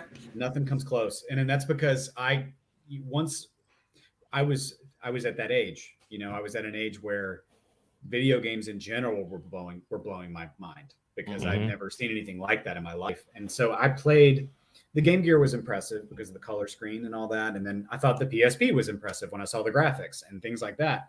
But having a Game Boy and being able to play video games like that just it absolutely blew my mind. Nothing else, no other experience since then has come close to the first time I played Super Mario Brothers and the first time I held a Game Boy. So, oh man, those are memories that'll stay with you for the rest of time. Oh yeah, of course, forever. The console, the handheld that blew my mind is actually very, very recent. Because I mean, I had it. It's not the Nintendo DS because I had a DS, I had a PSP.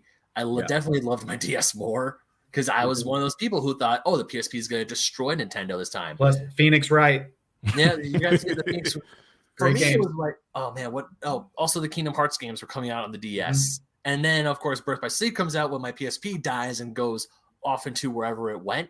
So I'm like, damn it. I was trying to tell my parents like, hey, can you buy me a PSP? And they're like, you already have one. Where to go? I'm like, I don't know where it went. And they're like, what do you mean you don't know where it went? Because they have a special PSP for Kingdom Hearts Birth by Sleep was coming out, but thank God the remastered collection came out for the PS4. But the console that absolutely blew me away, and I first wrote off thinking this thing is not going to do well. Is the Nintendo 3DS. Yeah. Ooh. This thing. I have one as well, and I like it a lot. Oh yeah.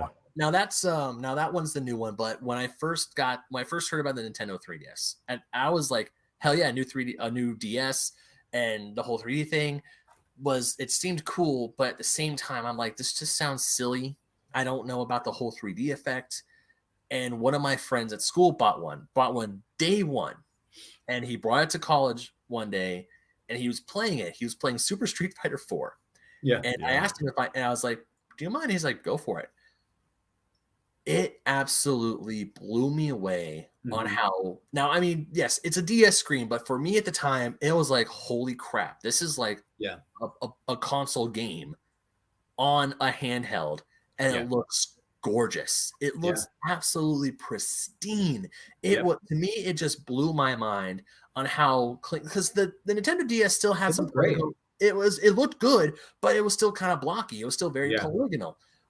It's still kind of like doesn't look that good. It looks good, but doesn't look that good. Like I remember playing Kingdom Hearts 358 Days Over 2, and I'm like, this looks like an N64 game. And sometimes they throw in the PS2 graphics in there for the full motion video. Yeah. Still looks better than a real N64. Yeah. But then the 3DS comes out, and I'm just absolutely blew me away on how good it looked. And I'm like, yeah, we should need to get 3DS. Price drop was announced, and then the nail in the coffin, Ocarina of Time 3D. Yep. And Majora's Mask. Majora's Mask. Yep. Majora's Mask. Star Fox 64. Yep. That's a game that's the only game I'll play with the 3D effect on, though. I actually turn it off every time I play a game. I've been playing a Mario 3D Land. Yeah. I've been playing 3D Land on my 3DS, and actually, I like the 3D effect. I mean, sometimes I do turn on, turn off. But with the Mario 3D Land, it worked well with that game. Like it did, yeah. And it does look good. I like it, but oftentimes I'll turn it off because it just, there was a little bit of you have to kind of hold it a certain way. Did you guys find that? Or maybe it's just my eyes. No. For the original base model, you definitely had to hold when the 3D turned on, you definitely had to hold it a certain way. If you turn it off, it'll fine. I have a red XL. That's the first one I got. What's so cool about the 3DS, as time went on, there's many different versions. You got, the regular 3DS, the 2DS, new Nintendo 3DS XL, new Nintendo on DS2 XL, but also different, aesthetics. The Pokeball version, the Super Nintendo version, the Metroid version, the Pokemon, X and Y version. Like, it's like you get, that's cool. Like, seriously, right there. You get so many different ways to experience the 3DS. So that's good marketing right there. Yeah, absolutely. Yeah, and they've always been on top of that, giving you like a lot of different options and things where you're like, oh, I have to have this, I have to have this version of this handheld. They were good at that. You'd buy multiple, versions of the same console you already have or same handheld you already have, but it's the Zelda edition. Mm-hmm. It's gold, Mom. Yeah, that's what I want. That one is really good looking. Yeah, that one looks great. They've always been good at that. They really have. I remember when we were talking about Game Boy Pocket.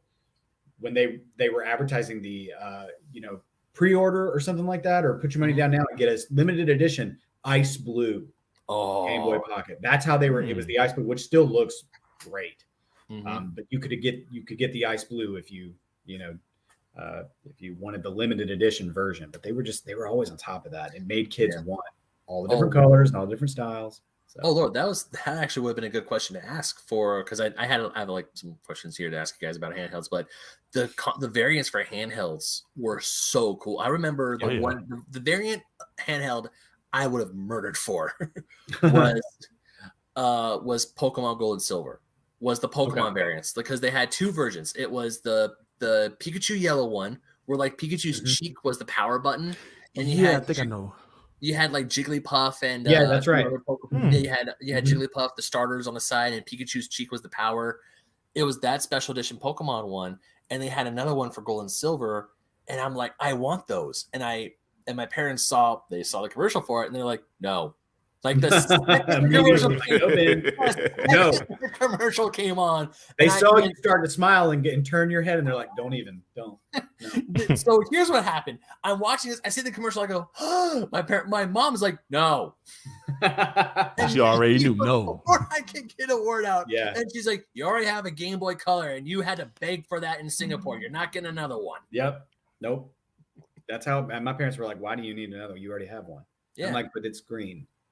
Or it's red, and they're like, no. Yeah, like even with my the 3DS that I have, it's a new 3DS model, and I got that solely because of because it's those 3DS that you can change the faceplates on them, and I love the 8-bit design on that. But also, I wanted it because it's a newer system, because I had an original 3DS model, and my original 3DS model just wasn't cutting it.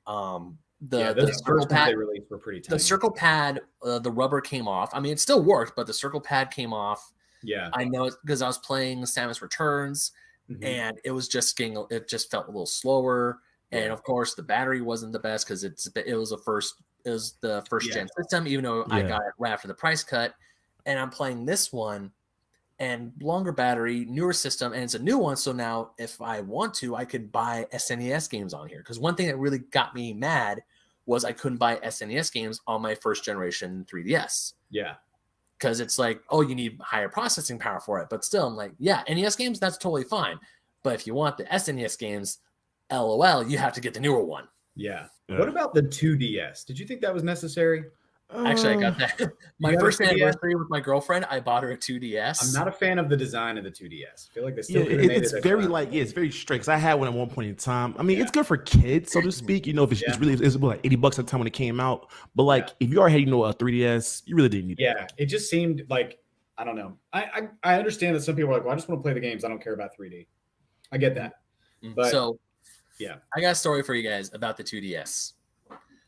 When me and my lovely girlfriend, when we first got together, Super Smash Bros. For the 3DS came out. Yeah. So of course I bought it, I played it, and I would go to her house. This is before we started living together. I would go to her house, and I told her about it, and she was like, "Can you bring it next time?" So I brought it, and it became a thing where while I was packing up to go to her place, she would text me to remind me to bring the 3DS. One time I forgot it, and she was this close to sending me back to my house to go get it. Please go get it. Damn. Yeah. Because she was playing Smash Bros. On it. And at the time I was fine because I was playing Super Mario World on my GBA, and she was playing Smash Bros. And she was having an absolute blast. She was playing that, and she was playing Mario Kart. Yeah. But it got to a point where I'm like, I want to play that. That's my system. Because for a while, my 3DS was my sole video game system. That was the one I had. Even though the PS4 was coming out, that was the one I was constantly buying games for because that was the one the games like interested me. And I told her, I was like, if you get a 3DS, we can play Smash Bros. And Mario Kart together. Oh. And she was and she was being coy, and she was like, no, I think it's gonna be wasted on me because I only get those games. I'm like, that's fine because we can actually play these games together, so I can have my game back. Yeah.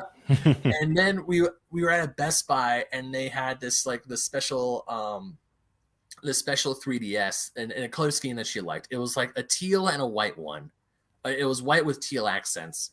And she was like, oh, that looks cool. I'm like, do you want that one? And she was like, I don't know. I was like trying to egg her on. And then I got the hint and was like, okay, I know what to do. First anniversary rolls around. That's her present. There you go.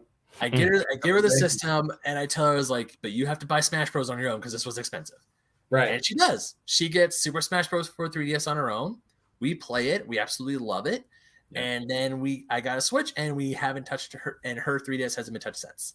There you go. I guess maybe it's for certain people it makes sense.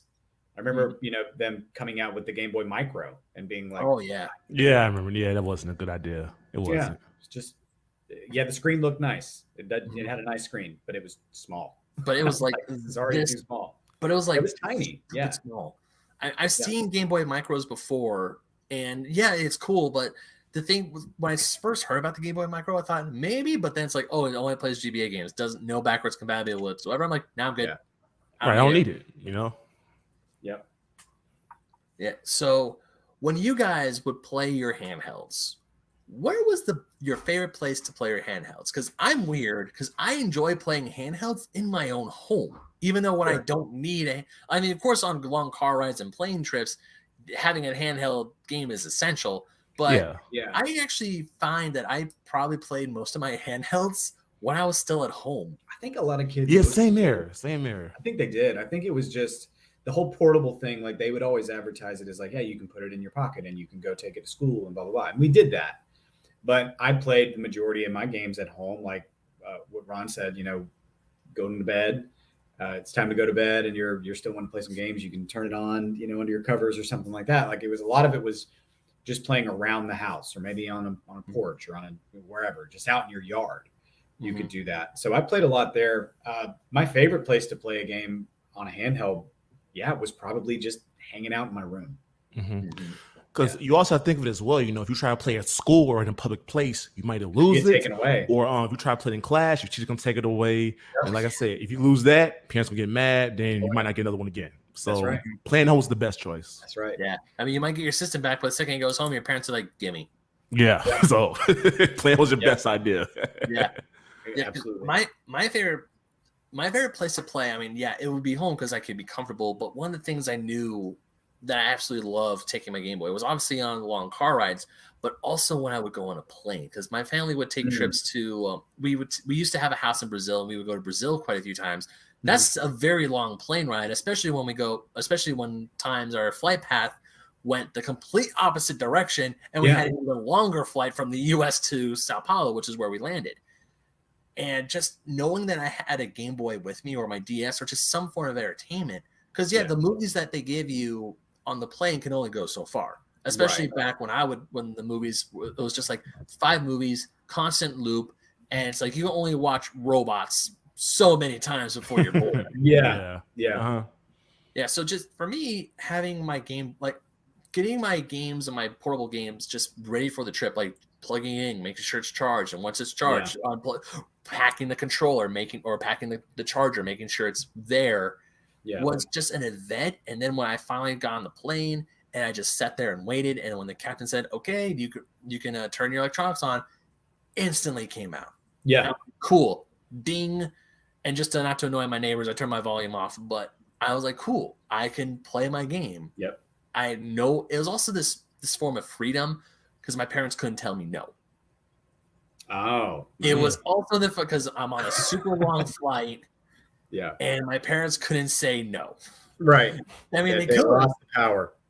Because I remember there were times on the car, because we got a van once that a few times actually had a TV built inside, and we thought, oh yes, we're going to be entertained on long car rides in Montana. There were parts of the trip where my parents said, "You're not going to watch the TV. You're going to look outside and enjoy the nature." Oh wow! You can't do that on a plane. Right. No. I go see just skies, you know. Yeah, clouds. Like, oh wow, clouds. Oh wow, more clouds. Oh wow, ocean. Yeah. Can I play my game now? Because you got to think as kids, our attention span wasn't that that long, and we need something to occupy our time, That's right. Yeah, especially when I went to Singapore, like we made sure we had fresh batteries plugged in our Game Boys, and then right before we left, our parents just bought us new batteries just to be safe and slap those suckers in. It's like, yep, new battery packs, but we're gonna be. It's a long flight back to LA. Now we don't have to deal with the kids; they'll be quiet.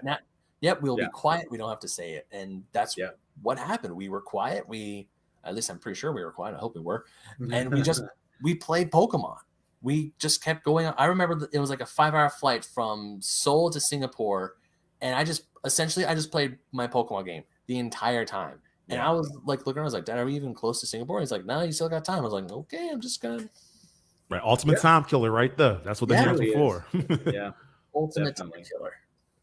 So we talked about handhelds that were our least favorites, but and we also like sprinkled in throughout our little conversation about handhelds that we wanted, like the Neo Geo Pocket Color and the Virtual Boy. Yeah. Mm-hmm. Is there any other handhelds that you guys want now that we're all video game collectors? Want them now? Yeah, like if we want them, if we see them and we can get them, which ones would you want now? Because I have a few that I didn't even know I wanted, i.e. the Pocket Color. The Neo Geo one. Yeah, I mean that's one that I'd want. I would say for me, the Turbo Express. I would definitely want one of those, but those things are insanely expensive. So I would say that. I do want a GBA, but actual modified one with the backlit screen. My own aesthetics and whatnot. I want something like that. So yeah, that's. I agree with Ron because I would like a Neo Geo Pocket Color 100%. That's one that I definitely want. I do want a Virtual Boy, even though that's a loose. Portable. Yeah. But I would say I'm at the point now to where I do want to experience some of the games that I missed. And when they, games that came out before the backlit screen, because I never had a, Gameboy Advance SP or anything like that. I do want one of those, but I want one with a new screen, with a backlit screen. And I'm okay doing that. I'm as someone who likes to collect, systems and games and everything. I like having originals, but in some cases, if I really just want to play the games, I'm okay with getting something that's been altered or been modified. A lot of times I would like to get an original, maybe in box if I can, just to have. But then I think what I would play on would be something like what Ron said, get something on that a seller on Etsy has modified and given a new screen, new battery, right? New rechargeable battery that lasts a lot longer and all of that. That sounds like the perfect way to experience this game. So I do want a Game Boy Advance SP that's been modified and a Neo Geo Pocket Color. And that's probably about it. Yeah. Maybe a PSP or a Vita. Oh, I have a Vita. We didn't really talk about PlayStation, about the PSP or even the PS Vita because my brother gave me his Vita, and I'm really bummed that I missed out on the Vita because now Vita games are just so hard to find and they're now so stupid expensive. Yeah, they're getting more expensive too. Yeah. Yeah, there's someone on Twitter who had a bunch of sealed PSP games. And I am like, hey, and it was a ton of them too, a bunch of extras. I asked him, I was like, hey, do you have how how much? And they're like, oh, 40 pounds for this, 50 pounds for that. I'm like, okay, I didn't realize these were not the American versions. Right. And also, if my math is right, this is a lot more expensive than I thought. Yeah. Oh yeah. I think I'll wait. And Unless you it want sucks movies. because what's up? Unless you want movies. Remember they used to release movies on PSP? Yeah, I remember that. Yeah. Nobody bought? Mm-hmm. Yeah. Yeah, I remember those. But Worthless. yeah, for a handheld that I'm interested in, I don't know if I like outright want. I want to play it first. Mhm. Because I never played it before. I've seen it at trade shows, I've seen it for sale, but I've never touched it and played it. Is an Atari Lynx. Oh yeah, the Lynx. Yeah. I knew someone back in the day used to have one. But me playing it, I think I played one game that was Kung Fu for the Atari Lynx, and that was it. Yeah. Mm-hmm. It's not. It's interesting as a conversation piece. Mm-hmm. Actually, playing it's another story. Yeah. It was cool. The Jaguar. It's like the Jaguar. It's the same thing. You don't buy a Jaguar really to play it. You buy it because it's like I got it. You're Right. like, hey, It's I not got a very common. Jaguar, and then it's like if you have a Jaguar, you're like, hey, I got a Jaguar, and then you all have a laugh, and then you never talk about it again. Yeah. Which is kind of like how it was when the Jaguar came out in the first place. But like Adrian the same way, you know. Adrian from Arcade Attack, if you're listening to this, sorry. Who what? Damn. It's a buddy of mine from England. He was on the show. He absolutely loves the Atari Jaguar. Hey, I get it. And I'm like, because I played it, I'm like, dude, that controller sucks. And he's like, Yeah, it's bad. Yeah. It's just bad. That controls a freaking phone, pretty much. The Jaguar, I feel like, and we all have our consoles and our systems that we love that nobody else likes, and I get it. The Jaguar is something that I do want to have because I think it's so interesting to me. When they were marketing it as the 64-bit console and the graphic, the games weren't very good. It did have a few games on it. It's just like the Virtual Boy. Had a few games on it that were good games, but they're stuck there, right? Yeah. So they're stuck on the Jaguar where you have to play with this giant controller that was just a hot mess. But yeah, I mean, everybody has their systems that they just unironically really love, you know? Yeah. I could see the Jaguar being something that somebody would really love. So I get it. Oh yeah. Yeah. But besides the Lynx, also something, because I only found this out through a YouTuber, and she has like a bunch, like she has an entire collection of the games, is the Wonder Swan. And I don't know if the Wonder Swan ever came out here in America. Oh yeah. But I know it had a think following so. in Japan. Like the Wonder Swan had a following in Japan. I saw a Wonder Swan live. I'm like, holy shit, they do exist. Yeah. Because it's one of those systems, like when you say handheld games, Game Boy, first thing people say. Our circles, people are like, oh yeah, I love the Game Gear. Then it's like, oh yeah, my Nintendo DS is what I grew up on. And some people's like, yeah, I have my DS, but I love my 3DS. And you find that very small percentage of people who go, Wonder Swan, the Atari Lynx. It's like, wow, you had a childhood and I want to know about it. Yeah, no, it's crazy. There was I did know somebody who bought a what was it called? It was that really bad handheld. I don't know why we haven't talked about as many bad handhelds here, but you want to talk about that? They're so forgettable. Oh, I know one. They're forgettable. I think it was the N-Gage. Oh god! Yeah, I know what the N-Gage is. Oh my was gosh. a piece of crap. And I even mentioned phones at the beginning of this stupid show, and we never even talked about what. I mean, there's not, to be fair, there's not a lot to say about it because it was just so bad. Okay. And the games on it they ran poorly. Nobody bought them. That's the thing. Like nobody has. I don't have any personal experience with it, but I've seen videos of people playing it, and I'm like, that's bad. That's real bad. Not only that, but to change the games for the N-Gage, it was so poorly designed. Yeah. You had to change a video game for an N-Gage cell phone. You had to take the actual back cover off. You had to remove the battery and then take the game card out and switch it in, and then put the battery back in, and then slap the cover back on. The design is so bad. Wow. There was, I mean, maybe a later model had a port, like a game card port for it. Yeah. But that's like design 101. They missed the mark on a lot of things with that thing. I mean, if you're talking about portable games, like holy shit, Game Boys, games go here.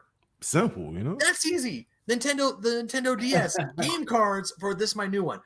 Game cards go there. Oh god, easy to get, easy access. Like a cell phone. But no, hold on. Weird cell phone.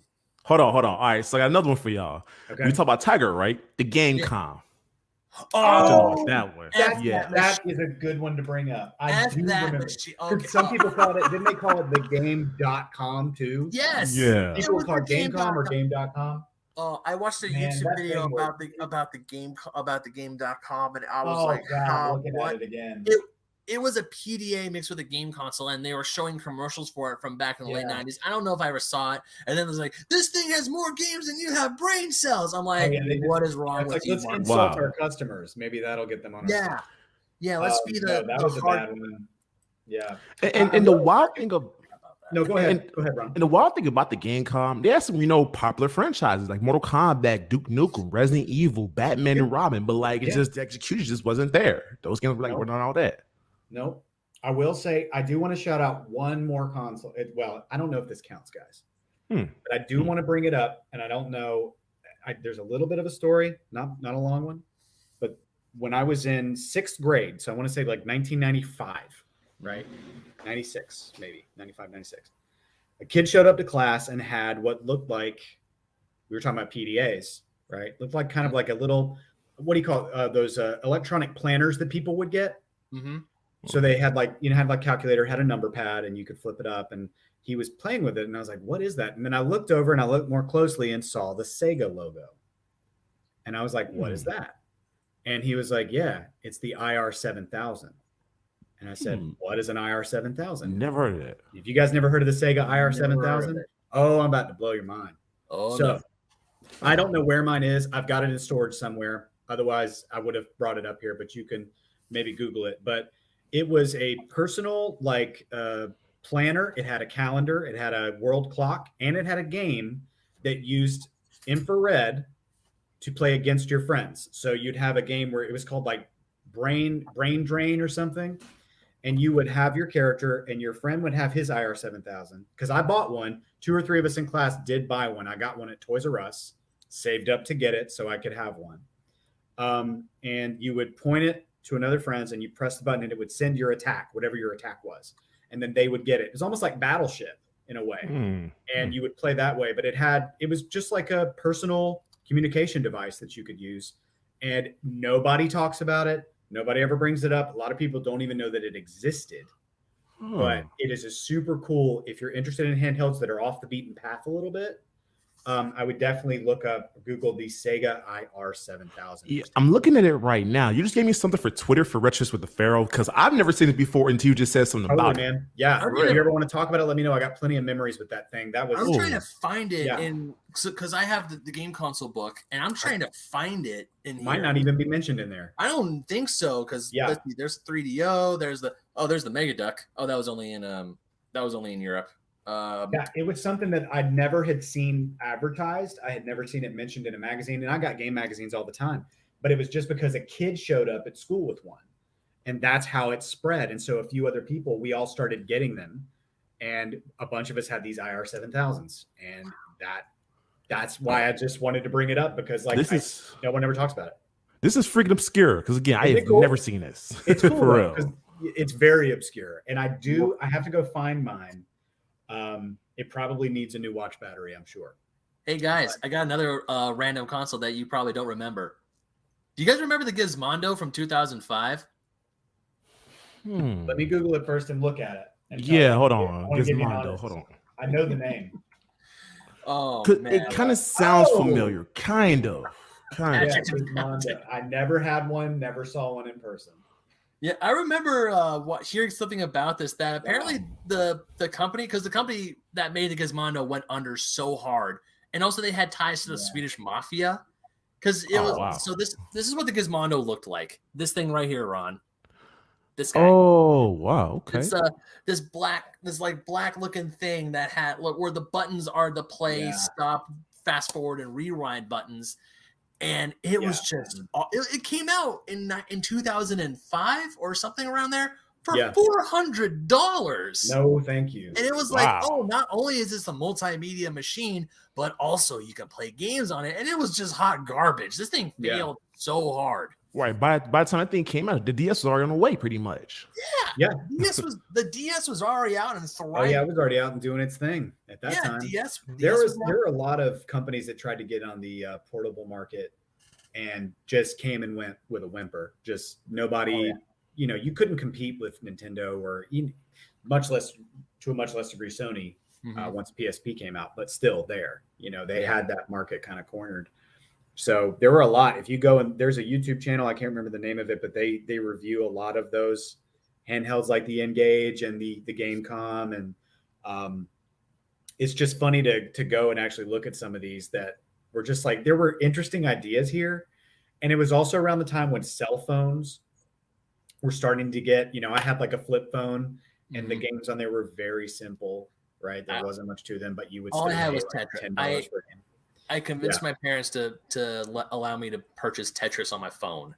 Yeah, because I did. I would just play the demo constantly, and because I had an LG flip phone, and playing Tetris on there was actually fine. I mean, it worked. And simple games, but when you buy Spider-Man on a flip phone, you're in. No, it's not. it was like here for $12. When I could barely afford my phone bill back then. But I really want to play Spider-Man. But there was like a weird transition period there where a lot of people were trying to kind of like release their different versions of the console, and then then we get to something like the Ouya we got past that, and now it just seems like you don't see a lot of other handheld consoles anymore at all. No companies are trying to dip into that market. Well, now we're kind of winding down on the conversation, but I do want to ask you guys, now that the Switch is essentially the king of handhelds because it's the only handheld that's being produced. Because let's be honest, the Switch is a hybrid console. It is a home console and it's also a handheld. Yep, it is. It's also a handheld. And Nintendo has had an iron grip on the handheld business since the Game Boy. No one else has compared to how popular and how well made those games and systems are. Yeah. So now with mobile games being a thing, because I played Sonic CD on my phone, I played it and I beat it, and it works very well. And now with certain phones, you can put emulators, you can put so many things. I remember Hyperkin had like a Game Boy attachment to it that apparently doesn't work very well. Yeah. What do you think the future of handheld gaming is going to be like now that Nintendo has the Switch? And they're not, let's be real, they're not going to make handheld consoles like we're never going to see anything like the 3DS ever. Now with the Switch being what it is, we're never going to see a sole Nintendo. There's not going to be two Nintendo consoles. You got the handheld, you got the home console. There's never going to be that again. What do you think the future is going to be like? To be honest, I'll again, this may be blasphemous, but there's people out there like me. I know I have a Switch. I love my Switch, but that Switch does not come out of the dock. Yeah, me either. And I'll tell you why. Very for me. Well, there's a few reasons for that. There are a lot of people that I will play it on dock. Once in a while, I'll be like, I kind of want to just play something and whatever, but it doesn't feel comfortable for me personally to play games that way. I like to play with the Elite controller, or the Pro controller, whatever they call it. I can't remember, but I like to play it on my TV. That's how I've always liked to play my Nintendo games if I can.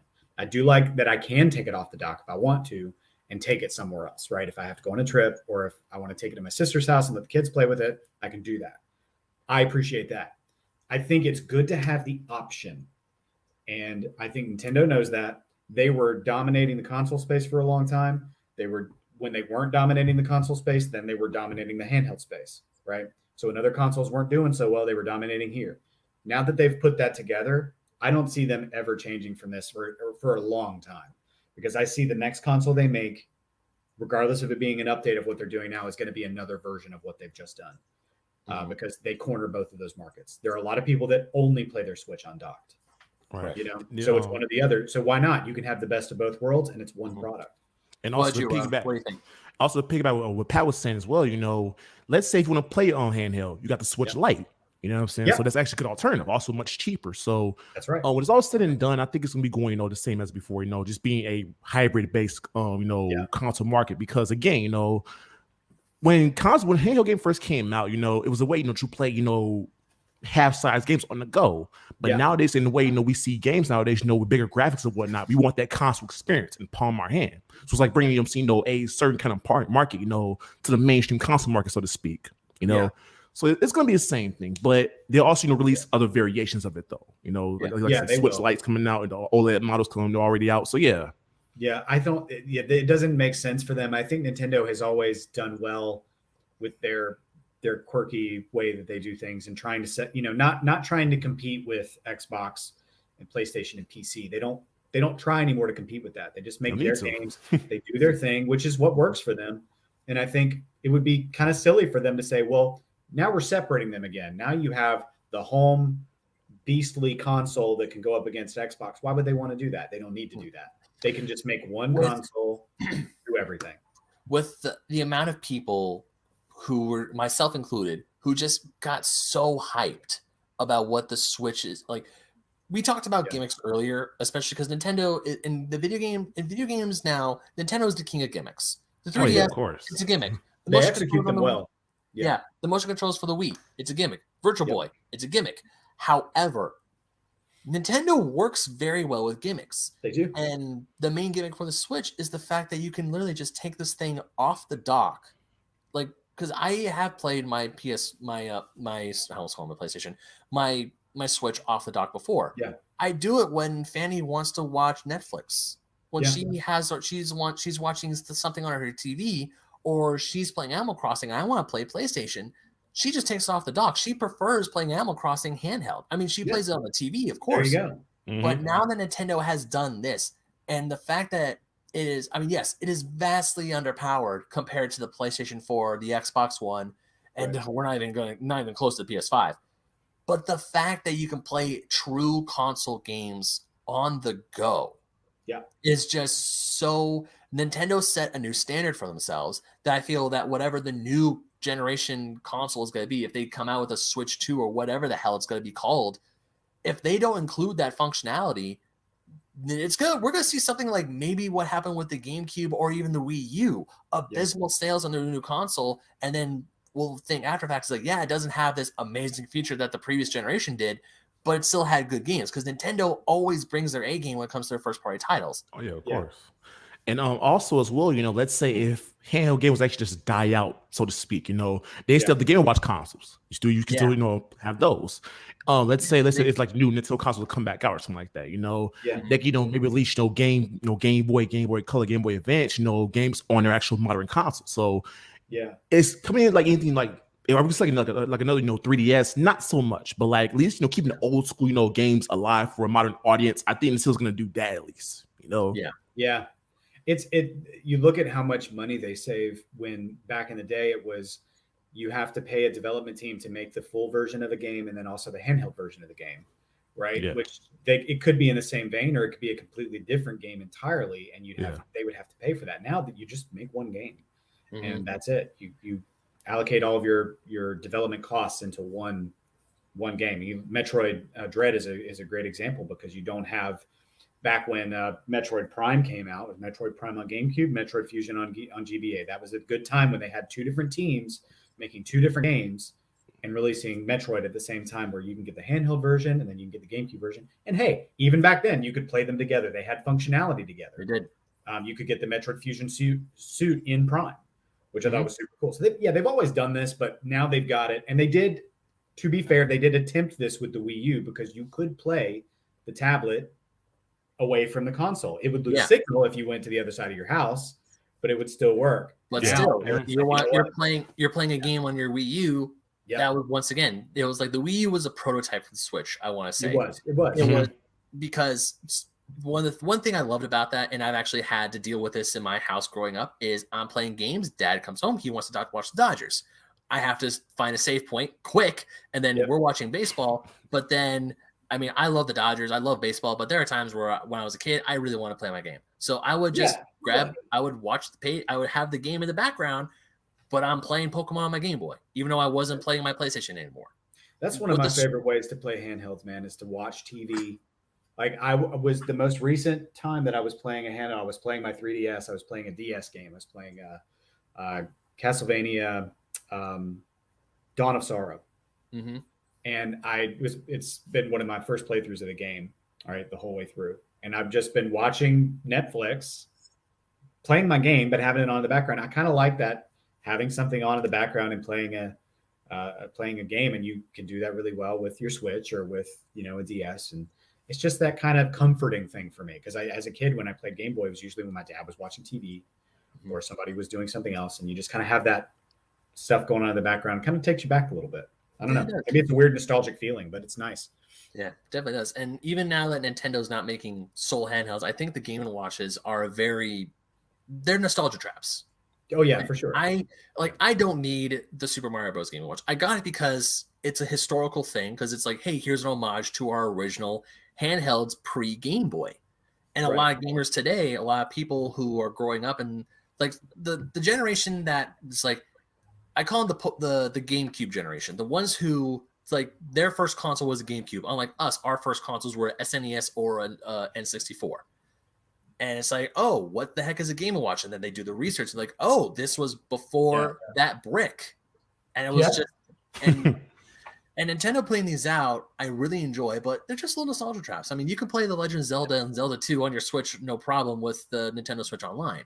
Yep. But still having that, and for me, now that is just targeting me because I love history. I love video game histories, and getting those that also have versions of Game & Watch games loaded onto them is perfect. Yeah. And I hope Nintendo does more. Like, I would have been super excited if they came out with a Metroid version of the Game & Watch. Yo, seriously. I was just thinking about that too. I would love that.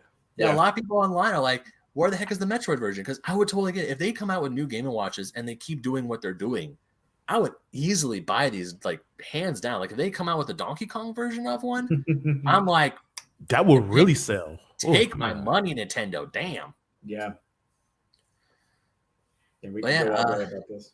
Oh yeah, we can, but unfortunately we cannot. So I think that'll be a good place to end it. So, gentlemen, thank you so much for coming back on. This was an absolute blast. Yeah, thanks for the combo, guys. I always like talking about this stuff. So same here. Appreciate you having me. That's why the show exists, my friend. So now we come to the end of the show. Ron, where can people find you on the internet? All right. First and foremost, Ben, I want to say appreciate you having me. It's definitely an honor. Thank you. You can find me at twitch.tv/Ron the Pharaoh. I stream every Tuesday, Wednesday, Thursday, Friday. Tuesday, Wednesday, Thursday, 3 p.m. Central. Friday, 12 p.m. Central. I'm also on Instagram and Twitter, same name, Ron the Pharaoh. So if you want to talk about some retro games, just hang out, have a good time. Stop by. Yeah, definitely, because this guy posts a lot of good retro stuff. And we've actually had a few good conversations on Twitter. Like, he posts something, he's like, oh, damn, I remember that. Even when I was just talking about how I would like to play Leonardo on Turtles. And a few minutes later, I get a DM, is like, yo, so when we play? I'm like, I was just adding to the conversation, but shit, I'm okay. Like I said, I wouldn't mind. But yeah, like I said, Donatello. Just saying. Hey, man. See, I'm a Raphael guy, but I appreciate some Donatello. We got 3 out of the 4. We just need a Michelangelo. I'll tell you, Ron, if you ever decide to do something with the IR7000, you let me know. All right. I'm actually going to make a post based on it in a few minutes, too. So, yeah. Dude, it's such a cool thing. I still need to find that. Now, Patrick, where can people find you on the internet? On the internet, they can find me. I'm most active with, obviously, a part of a 2-part podcast. My co-host, Jay, who's not here at the moment, but we have the Retro Blast podcast on Twitter. You can find us at Retro Blast US. Instagram, the Retro Blast podcast. Find us on there. We're most active on Twitter. That's where we like to kind of hang out with the community and make posts. And we do a lot of conversations around pieces in our collection and ask people questions. We love to kind of just chat with people about games and find out more about what people are playing, retro games currently. Right, that's what we kind of stick to. And we have a new episode coming out soon with a special guest host that I will reveal at a time later. But we're closing in very soon on episode 20, and we're super excited about that. So, yeah. So once again, because I remember the first time I had you on the show, we talked about Pokemon. I'm waiting. I know, man. And Ben, you will know. You will know when it's time. No, because I was listening to you guys your Pokemon Snap episode when it first came out, and I'm like, man, he's just teasing us.